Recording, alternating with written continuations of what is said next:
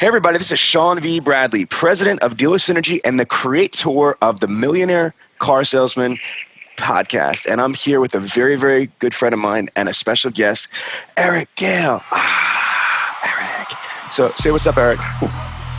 Welcome to the Millionaire Car Salesman podcast, the #1 resource for automotive sales professionals, managers, and owners to learn how to make money, accumulate wealth, and to all out ball out in the auto industry.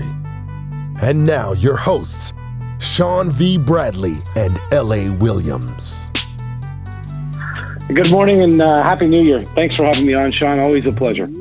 Can you do me a favor? Because I don't even, you guys are evolving so quickly, so powerfully, and you're just doing some just colossal things. I don't even have an update on all the crazy accomplishments that are going on. I just know that you are the CEO of the #1 e-dealer group in the entire North America. And I think you've held that title for a while, but I want you to tell them a little bit about your group and then a little bit about you before we get into like the questions, okay? Very good. Well, thank you, Sean. Okay, so my name is Erich Gail, and as Sean had mentioned, I have the responsibility to lead what is now known as the Cardinale group of companies, and we consist of a myriad of different businesses, primarily anchored by our automotive group with 22 locations serving clients and families in California, Arizona, Nevada through 13 different brand partners. In addition, Sean, we have formulated over the last many years a number of supporting companies that now serve not only our interests as a dealer first and foremost, but serve interests of fellow dealers outside of our competing market areas in the United States, Canada, and at some point here in the not-so-distant future, we're going to expand into Mexico. Sean, our belief system in all Cardinale branded companies, in all things that we do, our belief system is founded and really centered by a singular brand promise. And that is that regardless of what we do in whatever capacity that we are in, we develop an outstanding relationship where everybody wins. Absolutely, period, first and foremost, paramount to everything that we do is to go to work, to really truly go to work and build something that is truly outstanding that must then be beneficial for all. And here's the caveat with that. Here's the call to action there. That is not saying yes just because you want to say yes. It's also learning how to say no and having the appropriate reasons as to why. Sean, if in any relationship, one is the clear winner and someone else is the clear loser, there is no benefit to that relationship. There is no long-term sustainability there.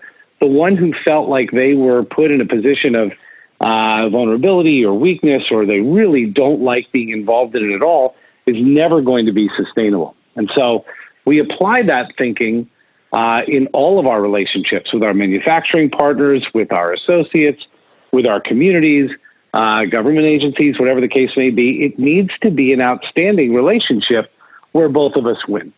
And so I thank you for that introduction. I'm more than happy to share anything that we need to today. So I'm going to turn it back over to you. No, I love it.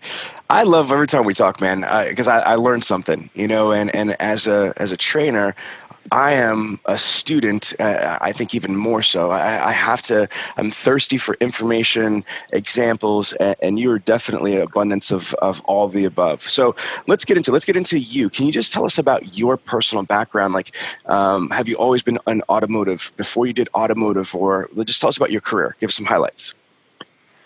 Okay, this is my 30th year in automotive. I got into the business obviously 30 years ago, and I did so during the summer between high school and college. A friend of mine from high school that we played competitive soccer with, his father owned a number of dealerships and import-export companies and things like that in the late 80s, early 90s. And so I had an opportunity to join a management training program that, first and foremost, I believe I was 18 years old, and I was importing and exporting cars back when gray market was legal to China and the South Pacific, van conversions and Ferraris and Panteras, and then shortly thereafter went on the retail side, of course, starting in sales and working my way up from there. By about 26 years old, I was the general manager of automotive operations for a privately held group in Southern California. Thereafter evolved to be an associate partner, a managing partner, and shortly thereafter, in the early part of this last decade, joined the Cardone group. That's a quick highlight. It's amazing. Congratulations on such a powerful and successful career. So when you went to the Cardinale Auto Group or joined the team over there, if I recall, it wasn't the best of times, right? This is tell us what the industry was going through at that time.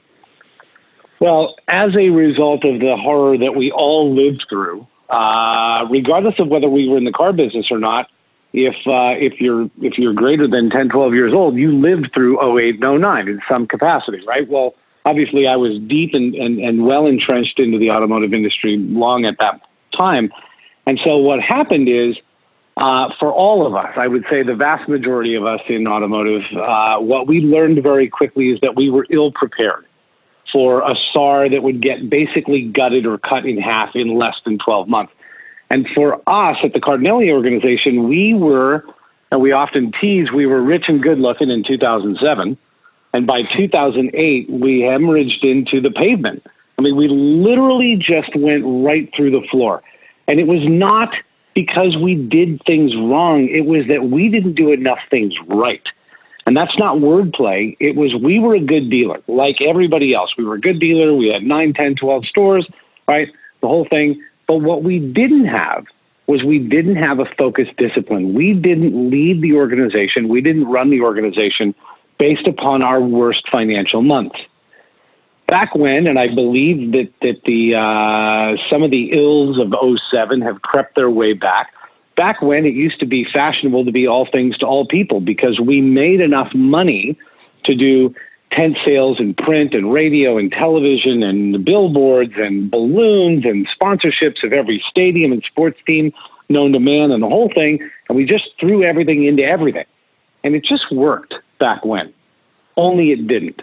Because the minute that the economy shifted and the minute that the economic pressures became too much to bear, you couldn't cut fast enough.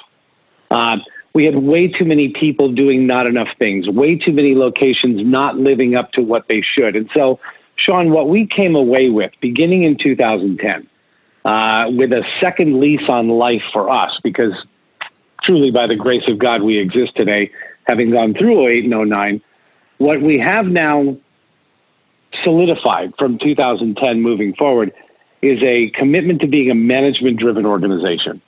And what that means specifically is that while most, if not many, were market-driven, meaning the market's up, I need more stuff, more people, more stores, let me spend more money on things that I don't even necessarily understand because the market's good. Okay? When the market shifts, can you shift fast enough? And we learned very quickly that the answer was no. So being a management-driven organization says, we don't care whether the market's up or down. We really don't. We have our growth objectives, our profit objectives, our absorption objectives, things that are absolutely critical for us, and we map them out by quarter, by year, and a 3-year and a 5-year plan. And that's communicated and understood throughout the organization to where every single month, every day of every month, and so on, we are working to achieve what we said we were going to do. That's being a management-driven organization. It says that whether the market is up or down, if our objective is to grow 3, 4, 5%, quarter over quarter, year over year, whatever the case may be, that's what we're going to do. And we reverse engineer our days and our months together. We reverse engineer them to say, what things do we need to do today, right here, right now, to ensure that this month we achieve X goal that contributes to the quarter, that contributes to the year. And we break things down, Sean, into a philosophy called MIT, not to be confused with the brilliance of Massachusetts Institute of Technology in Massachusetts. But most important thing is MIT. What is the most important thing for us to achieve and focus on today? And for us, it's clonable, repeatable things broken down into small numbers. Okay, things that would be translatable into being on the variable side, right? Sales professionals, managers, and dealers. It's the quick math of your store. How many associates do I have? How many hours are they going to work today? What is the number of tasks that they need to complete today with one singular end result? Depending on your role, how many created appointments did you achieve today in this working day? See, often we talk about the end result. We need X amount of cars sold today. We need X, or I as an individual, if I'm a sales associate, I need to sell a car today or 3 cars today or whatever the case may be. That was decided before today. So we're in the activities business. What activities do I need to do today to produce results for today, tomorrow, 48, 72 hours into the future, right? If we manage and deliver on activities, the end result of what we do will produce the car sales and the repeat and referral and high CSI and service visits, and all those things will come from the activities that we do every day. Powerful. Let's put this into clear perspective. Okay, how many units does your dealer group deliver per month, approximately? Anywhere from 3,500 to 4,000 per month. Wow. That is tremendous amount of units. So I just want to say that out loud again. So 3,500 to 4,000 units per month. Okay, now approximately, you guys are over $1 billion. Are you more than 2? So are you a multi-billion-dollar organization yet? No, we are not. We are in the billion mark, but we are not in the multi-billion mark. Okay, but even in the billion mark, to me, Erich, I've known you for such a long time, but every time I hear it, that's why I didn't start with Cardinale Auto Group, you know what I mean? Like really crazy, because I wanted everybody to understand that you guys came from such uncertainty, and you said by the grace of God, because I know that you guys have a tremendous amount of faith, and it has been spectacular to watch, just what you've accomplished with that organization. And I know that you're such a strong leader that you give credit to your people. It's, you have a great team, you got this, you've got that. But the reality is that you're the chief executive officer, which means that you are responsible for leading that organization to whatever destiny it is, good, bad, or indifferent. So there's got to be some pride. I would assume that you have from where you started to where you are. And when I say you are Cardinale Auto Group, or a Cardinale group of companies. So what say you? Like, how do you feel about from where you started when you first joined the organization to where you and your team are at today? Well, it's very rewarding, Sean, but I would be so remiss if I didn't continue to champion the incredible efforts of not only the entire leadership team, our founders, Joe and Tom Cardinale, who are still very actively involved, daily, extended members of the family, the leadership teams that we have. It is an inspiring reality every day to think we had an opportunity, we had a chance, we were given, again, grace of God, we were given a second lease on life, a second chance to do it better than we did the first time. Not many get that opportunity. And so I think that the inspiring part of that is to say, look what we were able to achieve incrementally, right? Quarter over quarter, year over year, and so on, because we were never going to relent on the opportunities that we've been afforded. And here's something that I would champion for people is, if you find that you're in a position of subjectivity, okay, you are subject to your local market. You are subject to the whims of, say, a manufacturing partner or a lending partner, or whatever the case may be. If you can build a management-driven organization, you will not be subject to. Because if you have to shift one way or the other, heavier new, heavier used, whatever the case may be, your disciplines in your store, your deliverables, your culture, your servitude is seated. And those are the organizations that quite frankly, that we really admire And there are a number of them who have done so well. And we're blessed to have relationships with them, or at least dialogue with them, where we can share and challenge each other back and forth. It's very rewarding, Sean. And I would share with you that there's a great quote I love to read, and a voracious reader, and Jim Collins, who's the author and really the chief strategist behind a number of books, Good to Great, and Great by Choice, and How the Mighty Fall, and so on. He's released a smaller book. It's almost a segment of Good to Great, but it's called The Flywheel. And the book came out 2-3 months ago. And in there, and I don't want to misquote the man, but in there, it's something to the effect, Sean, that the minute you think you have arrived, the minute you are the one, your slide to mediocrity has already begun. And that is a really powerful way to look at humility, and to look at each day being an opportunity to be just a little bit better than I was yesterday, or that we were as a group. And so I think we've all seen it in and throughout, just call it global capitalism, global economic enterprise.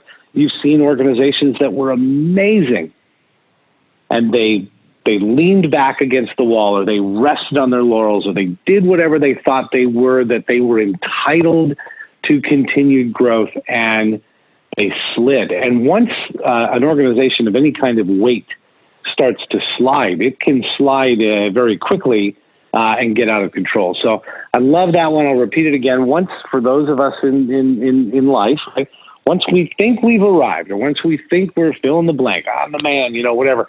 Once you do that, your slide to mediocrity has already begun. That's very powerful. That's very powerful. Couple questions for you right here. We're going to kind of shotgun these questions. One is, in your organization, how many sales consultants do you have on your team across all the stores, approximately? Between all stores, between 350 and 400. Okay, 350 to 400. And what would you say the average sales consultant delivers per month? Do you know? Well, you'd have to look at it a couple of different ways. The easy divisible math, right, is between 10 and 15. However, we have teams that are broken up a little differently. So I'll share with you this.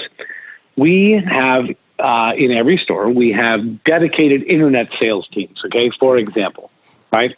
Those individuals, their target and their threshold, again, based on mathematics, is that they need to individually sell between 17 and 19 units a month. Retail sales associates who do not take inbound direct actions, or as most people will say, internet leads, right? They are able to answer the telephone, however, and they do work with their ongoing follow-ups. Their objectives are between 12 and 14. So you have individuals throughout the organization that annihilate those water lines, right? In fact, I think at most recent count, I believe that 6 out of 10 of the top associates in our entire group are women. Wow. I can absolutely share with you that the top 3 that continue to trade with each other, if you will, the crown, for lack of a better word, are women. How many units do they average? And 33, 36-ish. Strong. Oh, okay. Very strong. So you just brought us something. So we're going to keep pivoting on this, because as you bring up little things, sure. I'm jumping on them. I love that. So let me repeat this to our listeners, because I just interviewed a couple powerful, strong female automotive professionals. But let me just say this again for some theatrical purposes here. You are the chief executive officer of a $1 billion plus dealer group, and you just said that the top 3 sales performers are women. Ladies, do you hear this? And Erich, what you might not know is I just posted something about a week ago in our group about the lack of strong females in sales, in management, in fixed operations, in ownership. So to hear from a leading organization, a leading dealer group, that your top performers are females. It just warms my heart because, as you know, my daughter Tiana is on the sales team at Patriot Buick GMC. So talk to me about what's your personal belief about women in the automotive industry, and what is the group's thought about women in the automotive industry. And before you answer that, I know it's a lot of prep, but it's almost sad that we have to have this conversation in 2020, but just like anything else, I think that the conversation is still needed, because not every dealership or every business has really caught up to the reality about how powerful women are as an asset to our organizations. Thoughts? Well, yeah, I would preface that I'm not a big fan of having the let's talk about just what the women do, conversation, because I think that right out of the gate, that's segregating or segmenting them. And the truth of it is, we are a blind organization when it comes to things like color and gender and everything else. We are a sharpest mind, greatest ability first, everything else second, right? Right. The entire way of looking at that is something that we have taken from a series called EOS. And the thing I want to share with you is it's something that I wish more people would do. And so write this down. It's called GWC. Those three things stand first and foremost. Does an individual get it? Do they get what their role is? Do they get what where they fit into a customer's life, into a dealership world, whatever the case may be? The W is want it, and the C is capacity. So do I get it? Do I want it? And do I have the capacity to do it? And those things are the leading measure sticks, if you will, for the men and women in our organization who become leaders. And it's in any capacity. It's less about titles and more about what do they do with the opportunities that they've been provided. And so to your question, do I find that there is a need for a lot more, let's call it diversity amongst, the men and women ratios in our store? Absolutely. But I think that what we're finding over time is that when given an opportunity, okay, whether it's someone who's earlier in their career or more seasoned in their career, man or woman, right?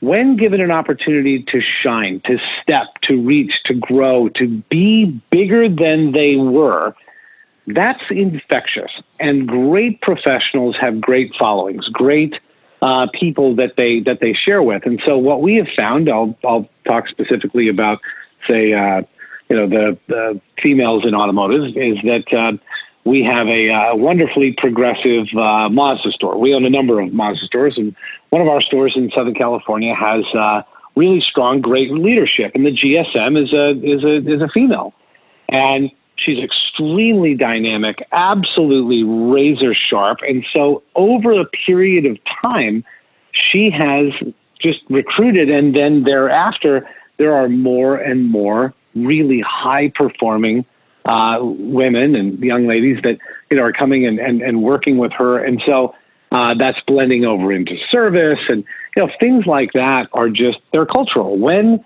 I'm home, air quotes, and I'm safe and I'm supported in my home, right, in my dealership and my team, I want more people to be a part of that.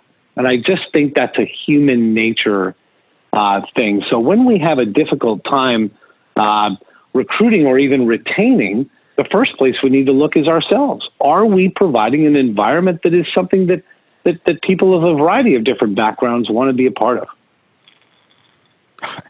Erich, powerful. And again, I concur with you. To have this conversation in 2020, I think, is a little bit absurd. But both of us, we travel all over the country, but me more so training and in different stores. Your organization, I don't know if it's because it's California, a lot of your stores are at, or it's just because the culture, you operate on a more of an interdependence mindset as an organization in Coveyism. Whereas what I'm seeing is a lack of that cultural understanding or that willingness to just evolve. That's the only reason why I bring it up, because this podcast gets a lot of audience, and so I want people that are not in progressive organizations like yours to really start thinking about evolving and kind of catching up with the rest of the world. That's all. All right, let's pivot, because I don't want to take up your time. It's very precious. I want to get into making money and being successful. This is the Millionaire Car Salesman Podcast. So let's start with showroom sales consultants. Okay, here's some facts. As per NADA 2019, because it's just begun 2020, we don't have the 2020 data yet, but 2019, the average salesperson is still selling less than 10 cars. It's approximately 9.6, 9.8, depending on who you ask. But let's just round it up to the 10th to just say it's 10 units a month. Okay, the average salesperson in the country only sells 10 cars a month, but then we just did a huge interactive webinar with Ali Reda, which I'm sure you're aware. This man, this year, I don't even know if you heard of this yet, Eric. Can you believe that Ali, on January 2nd, he broke his record. He sold 32 cars in one day on January 2nd, 2020. Wow. In December 18th, 2020, I'm sorry, 2019. So December 18th, 2019, he sold 202 cars in 18 days. And in 2017, our man sold 1,580 units, which is about 131 units per month. So my point being is that not everybody is going to be an Ali Reda or Frank or any of these other people that are putting up ridiculous numbers. You know what I mean? But when I see that, Eric, that to me is potential. If that is a man or woman breathing the same air I breathe, if they're selling automobiles like I sell cars, then that means that theoretically I could get there. But for whatever reason, most people are stuck in mediocrity and complacency. You have such a powerful philosophy and powerful culture. What I want to know is, what is your philosophy for your salespeople and for all the sales professionals that are listening to this podcast? What is your philosophy for achieving success and prosperity in a career selling cars? Not in management, not in this, not in that, but just for automotive sales professionals on the floor. What are your thoughts on how they could be successful and earn a very powerful living? Well, my beliefs are very passionate, as I'm sure you can appreciate, and they are centered in what do we really do for a living. One of the things that may sound ironic from someone like me is that I'm really not a fan of the word sales. Let me share with you what I mean by that. If in this moment now, you're asking, how could I, as a young or new to the industry professional, become extremely successful in automotive retail, right? I would share with you that it is to get your mind, your heart, and your body right. And what I mean by that is you have to understand what it is that we do, what it is that you do. When you are blessed with working with a man or a woman or a family on, air quotes, selling a car, the truth of it is, you're not selling them that car, you're helping them buy that car. And they need a guide and someone who will care for them to bring to life a dream that started long before they ever touched or communicated with us. I'll give you an example. If someone in a store right now, they're happening thousands of times all over the country right now, there are people that are inside dealerships finishing up a walk around, finishing up a test drive, on their way to finance, whatever the case may be. They did not wake up today and decide, randomly, today I'm going to go spend $10, $12, $15, $35, $100,000 on a new car. It began as a thought that evolved to a dream that became something that they want to make a reality. And when we have an opportunity to be a part of that, let's keep it really simple, okay? If we, as a buyer, interacted with a professional at a store, a retail establishment, to help me get something, the more you recognize that by caring for me, answering my questions, making everything available for me that I need to know in a specific fashion is going to help me finish or disqualify what my dream was, what my intention was. If you recognize that you can help me achieve that, you're going to get me to the next place and the next one. And then I'm going to show up and we're going to go through all these different steps and you're going to guide me through the whole process. And when it comes time for you to say, I believe we have found the right vehicle. I believe that this is the one that you wanted. Am I correct? Yes. And so if I'm able to help you put together an investment strategy that shows you the best way to buy this car, are you prepared to take it home today? The answer is yes. It's the whole reason I'm there in the first place. So let me try to encapsulate this in a smaller fashion. If we recognize getting out of bed every day as a sales professional that I have the opportunity to help someone finish today, help them finish what they started 6 weeks, 6 days, whatever the case may be, prior to ever them meeting us. And I treat you like a guest in my home.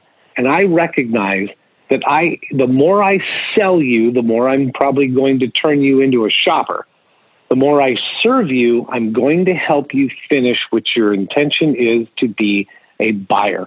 When we recognize that that's our job, serve me, answer my questions, make things available for me, care for me, guide me, lead me on a wonderful test drive, give me an amazing product walk around, amazing experience, you're going to help me finish what I started, and you will turn from creating 1 appointment a day to creating 2 or 3 appointments a day, to having 1 or 2 appointments a day, to having 3+ appointments per day, to move from selling 8 cars a month to selling 8 cars a week, and so on and so on and so on. But it does come down to the basic premise that says, if I think that I'm going to sell you on a car today that you haven't already bought in your own mind, you're crazy.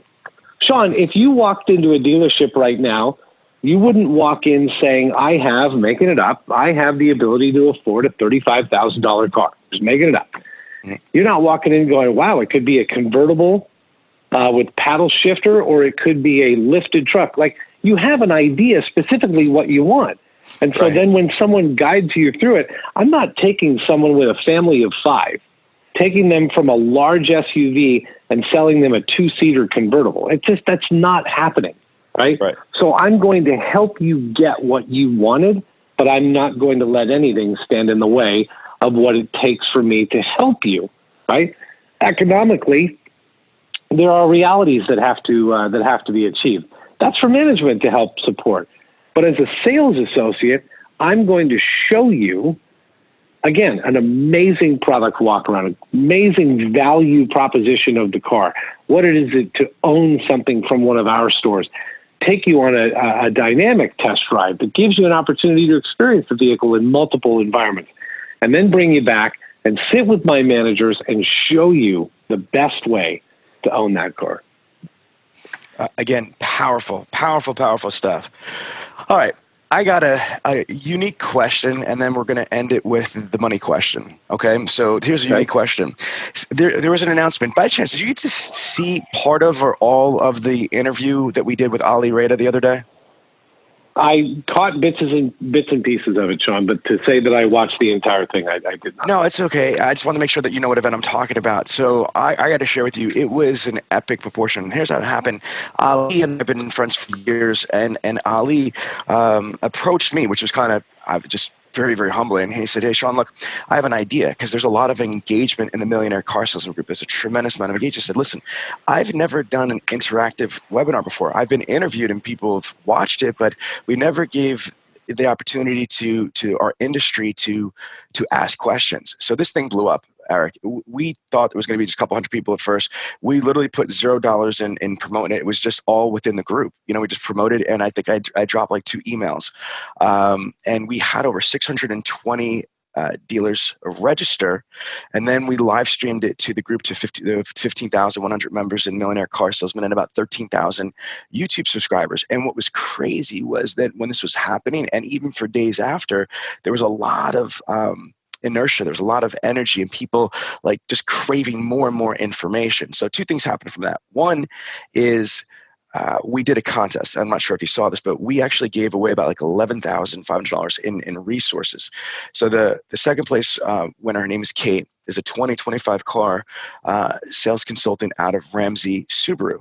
And she won basically a build a brand platform, a customized logo on it, like brand identity for her, kind of like T Out Your Keys or Mel Sells It or something like that, as well as, Bradley and a Man for like a month. And we're going to try to like help and work with her.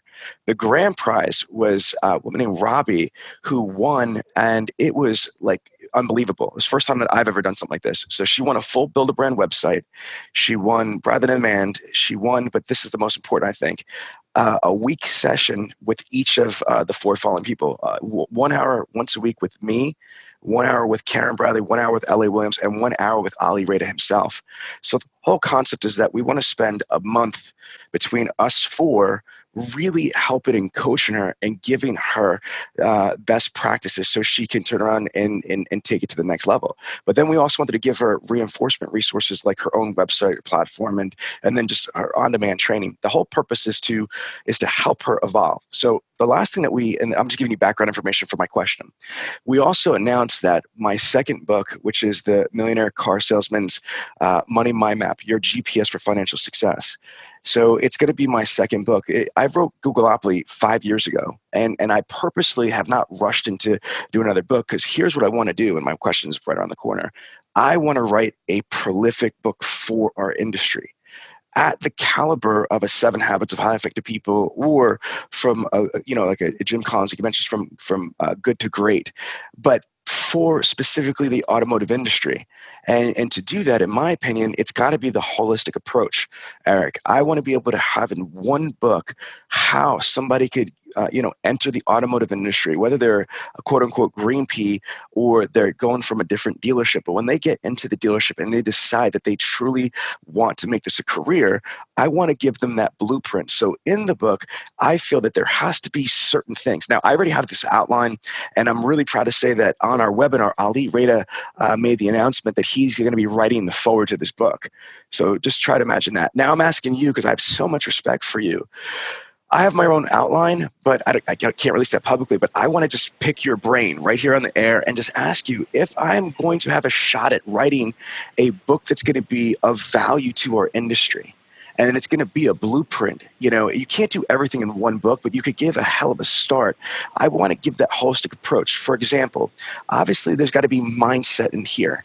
There's got to be, respecting the traditional rules of success, like, having product knowledge and the road to the sale. But I believe there's way more to that, to be in your own business. We say, for example, there's got to be marketing, advertising, branding. What would you say if you were going to advise me to help create this amazing book? What chapter outline can I not miss if I'm going to provide true value to the audience? Big question. If you want to, it's a big question, and it's very exciting, and so good for you. I think that the adventure and the journey that you'll take in which to achieve and fulfill that will be very rewarding. You'll learn a great many number of things while you do it, and I don't know whether you're even, you may be done for all anybody knows at this point. But when you're completed, what you'll take away from this will be, a phenomenal experience. It's from those things that if I were to answer that question, I would say you'd want to segment your book into 3 pieces. And it would be heart, mind, and body. And so all of those things can be applied in such a way where your heart, are you grateful, right? I would have an entire chapter on gratitude and what it is to be a gracious and grateful individual. Let me share with you why that's absolutely critical. Sadly, and I'm going to misquote this fact, but sadly, some massive percentage of our initial thoughts as adults, 75%, let's just say, are negative. Our initial thought is negative or defeatist. I would love to, but I can't. Boy, I sure wish someday I could go climb Mount Kilimanjaro, making it up. But I'm not, I don't have the physical strength for it. That's a negative. Right? If you want to go do something, figure out what it's going to take to actually go get it. Let me spin all the way back around and say that in life, thoughts and words are very powerful things. Thoughts expand. Good or bad, the things we think about tend to multiply. So if I walk into something with a defeatist mentality, a bitterness, or whatever the case may be, that's going to multiply, manifest itself. Many years ago, I heard a wonderful quote that said, I cannot be a victim and grateful at the same time. So is this to say, Sean, in any given moment, Not every day is rainbows and unicorns. Not every day. However, I would argue that we are the ones who can change that. So sure, some days you may get bad news in repeated fashion. Might be bad news every 5 minutes for an hour straight. When you're still grateful to even be in the position that you're in, and I don't mean professionally, I mean in life, right? I woke up this morning. Let's be grateful for that. You know, I have people around me that I really enjoy. Let's be grateful for that. I mean, the simples of gratitude. When you're grateful, you understand then what it is to be a servant. And to be a servant leader is a very powerful thing. And so if I get my mind right, my heart right, we were talking about heart, if in my heart I'm a grateful person, right, then I know what it is to be selfless. I know what it is to be able to serve others to the best of my ability, to give them something better than they had just before we met. And that is rewarding back to the individual doing it. The blessing of life is in the service to others. So I would spend time, I'm going to get back to your question. I would spend time focusing what needs to be right in your heart. Okay. As a result of that, what things are you committed to from your heart, being one who loves and cares for other people, and so on. Apply that in your personal and professional life. Okay. The mind. What commitment do you make every day to sharpening your mind? Do I say things like, every day I'm going to read 30 minutes a day? What you read, that's individual. I don't know. But when you continue to read, you're opening your eyes, your heart, your mind, your abilities. You're opening yourself to new ideas, to new ways of thinking, to something that may be polarizing, maybe something you don't like that you've read, but it makes you appreciative for the things that you do like when you read. And the last would be body. And body is not necessarily always going to be about physical fitness or anything like that. I'm not a poster child for physical fitness by any stretch of the word. However, to get your body right is to say, am I going to be good to my body? Am I going to sleep? Right? Am I going to take a walk, to do exercise, to eat well, to do whatever those things are, right? But am I also going to keep my body in motion at work? Right? Am I going to go walk around? Right? I'm going to walk around and I'm going to go to the service department and I'm going to go to the detail department. I'm going to go to the parts department. And I'm going to go thank people gratefully. Thank you that I get to share life with you every day. Thank you that we work with an amazing store or group or people or whatever the case may be, whatever somebody does for a living.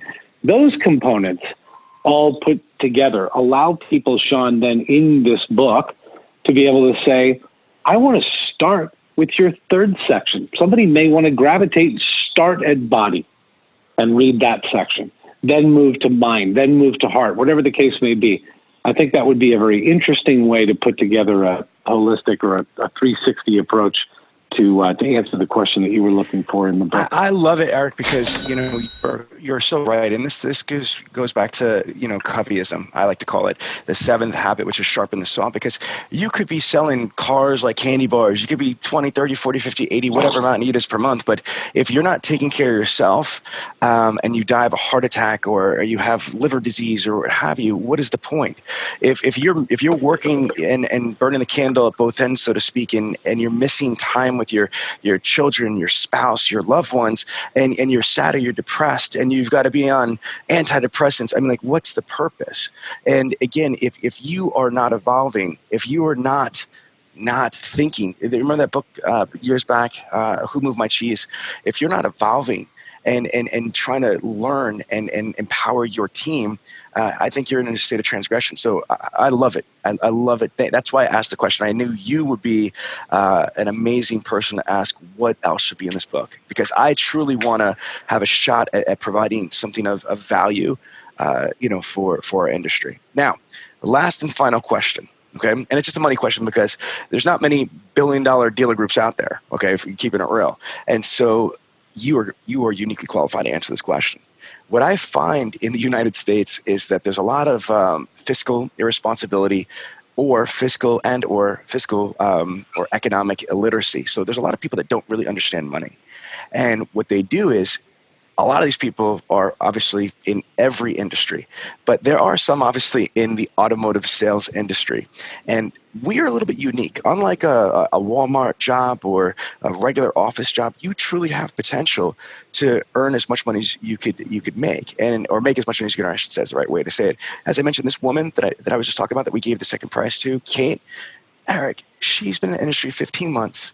She averages 20, 25 cars. Her first full year in the industry, she did $102,000 at a Subaru dealership. Her top month was 34 units.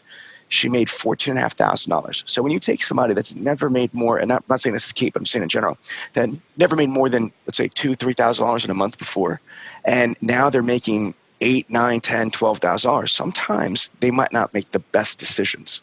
So I have advice. I want to hear advice from you. Like if I was part of your organization, whether I'm in sales or management or whatever, I look up to you because you're the CEO of this amazing, respected, profitable, dealer group. Eric, I got all this money. What should I do with it? People say I should invest it in stocks. I should invest it here. How should I be responsible so I could accumulate wealth, not just burn through it like a rap star that's broke in 2 years? Right. Well, the first and foremost thing that you have to do is you have to decide and back your way into a blocked lifestyle. Let me answer that specifically. If you're accustomed to making $3,000, $4,000, $5,000 a month, you have an established lifestyle. If you turn around and start to earn $7,000, $8,000, $9,000, $10,000, $12,000, $15,000 a month, right? Then what you should determine is that I have to accept. This is where heart, mind, and body. I have to accept up front. If I want to live like none other, then I have to do things that will achieve that. So, for example, if I am putting away the money over and above my blocked lifestyle, if I say I'm going to allow myself a gross income of $6,500 a month, I'm making it up, I'm going to enjoy myself within that. I'm going to provide for my living expenses. I'll enjoy the car that I drive. I will be able to set money aside for vacations and things like that. When I make greater than my threshold, that money then goes into a number of different areas in which to invest. And I'll talk about what that means. If you're able to contribute $500 a month to it, great. It's $500 more than you ever put in there before. That's $500 at some point. The next month might be $400, might be $1,500. It depends on how much more you're putting in based on your established threshold. Okay. The compound effect, which very few people really understand, says that if I continue to do well at this and I'm disciplined with it, I will wake up in short order, a year, 2, 3, 4 years, and I will have accumulated an amount of money that I didn't even realize I could have done without just setting little bits aside.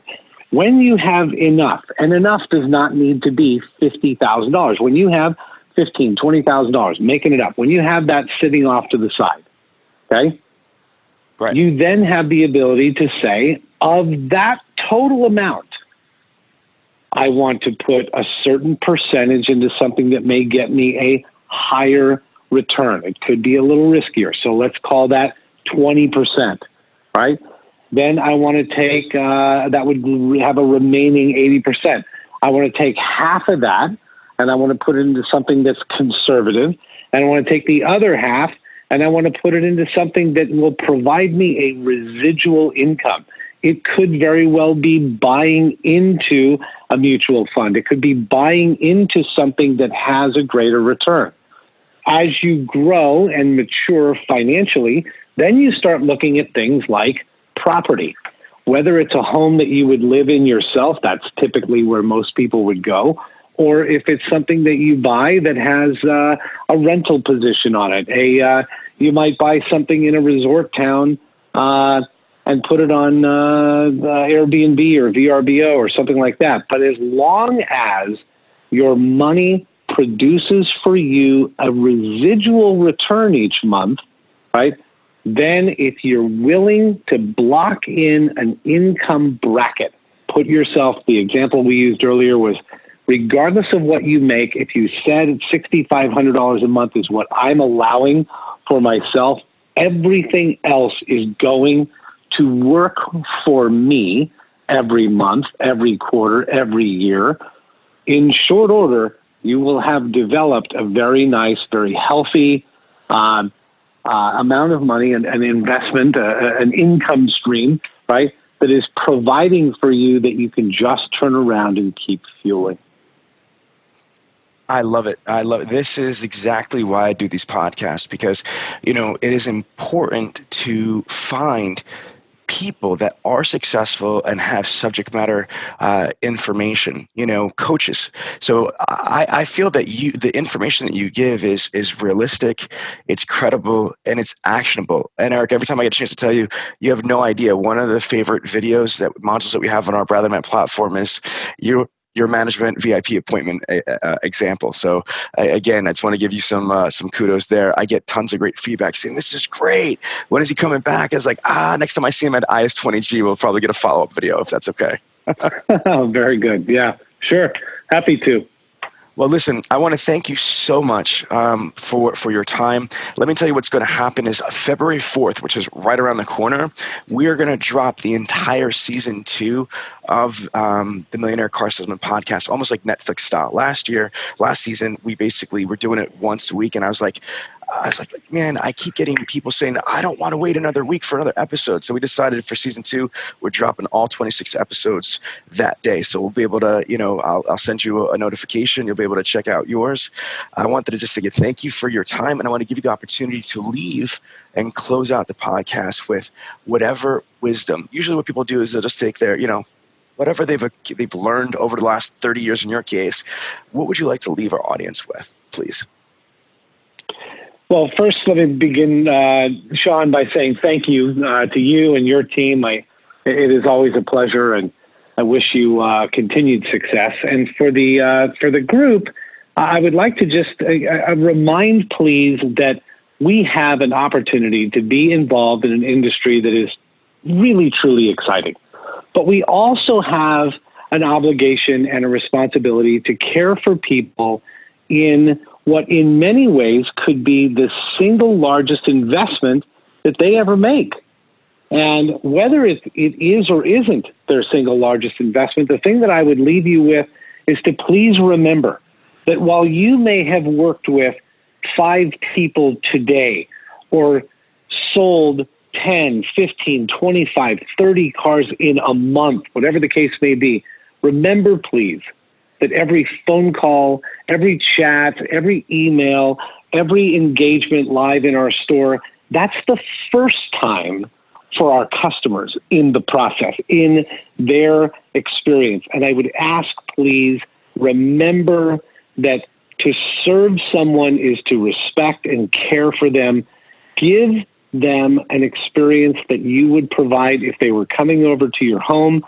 And remember, please, that I, as a buyer, I, as a customer, I, as a family or whoever is in our stores, I have a hope and a dream, and I'm asking that you help me bring it to reality. So thank you all so much. I wish you all continued success and have a truly wonderful 2020. Ladies and gentlemen, if you like it, you love it, you want more of it, then don't wait for the next money show. Just go to bradleyondemand.com and take your career to the next level.